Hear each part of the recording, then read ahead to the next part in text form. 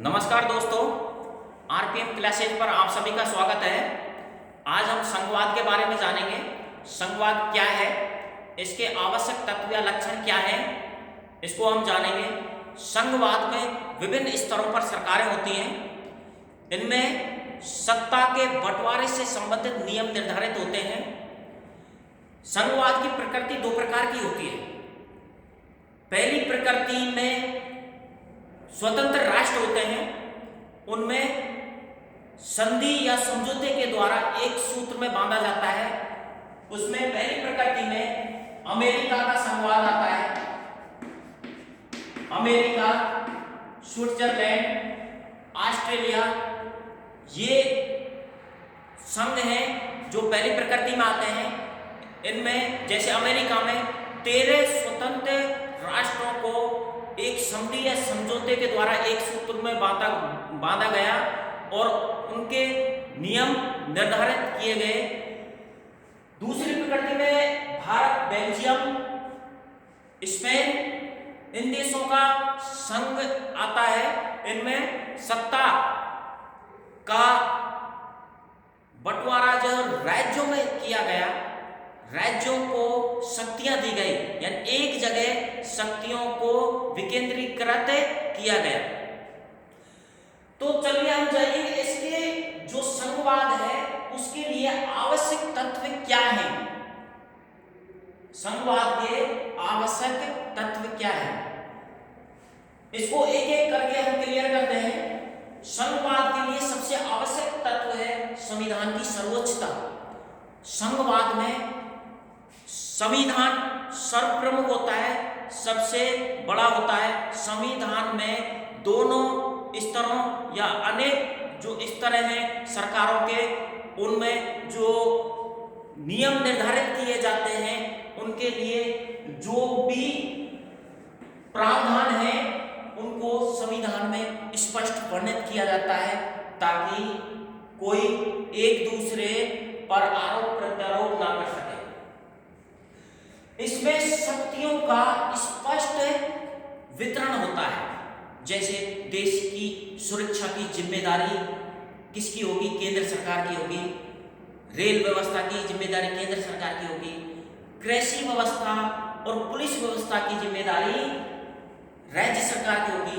इस पर जो शक्तियां दी गई है उसका प्राधिकार दिया गया है, किस क्षेत्र पर किसका अधिकार है, ये स्पष्ट नियम इसमें होते हैं। शक्तियों का स्पष्ट वितरण होता है।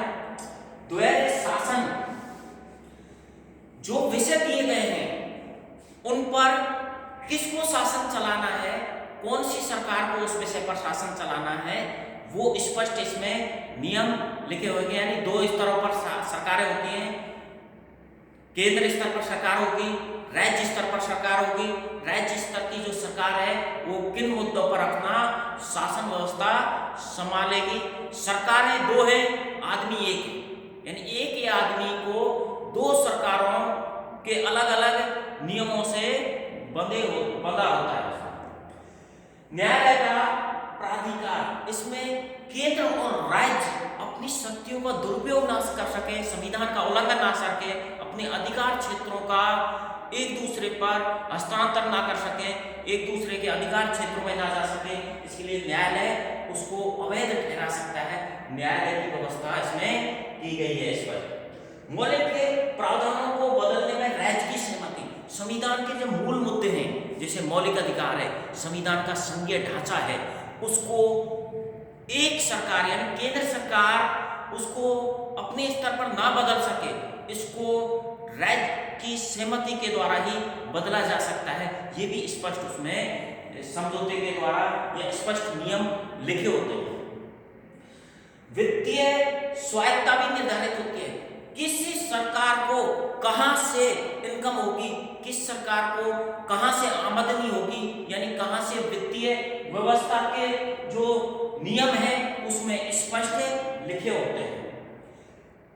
संघ में दोहरे उद्देश्यों की पूर्ति की जाती है। एक थी देशभक्ति से संबंधित, देश की सुरक्षा से संबंधित उसमें नियम आ जाते हैं, और एक राज्यों की विविधता का भी इसमें ध्यान रखा जाता है। एक तो देश की सुरक्षा का ध्यान हो गया, देश की व्यवस्था का ध्यान हो गया, एक राज्य की विविधता के नियम भी इसमें निर्धारित किए जाते हैं। इस प्रकार एक संघ में ये नियम जरूरी होते हैं: संविधान की सर्वोच्चता, शक्तियों का वितरण, द्वैध शासन, न्यायालय का प्राधिकार, मौलिक प्रावधानों को बदलने में राज्य की सहमति, वित्तीय स्वायत्तता निर्धारित होती है, इसमें दोहरे उद्देश्यों की पूर्ति होती है। इसमें भारत के संविधान में भी स्पष्ट अनुच्छेद 1 में लिखा हुआ है, भारत अर्थात इंडिया राज्यों का संघ होगा।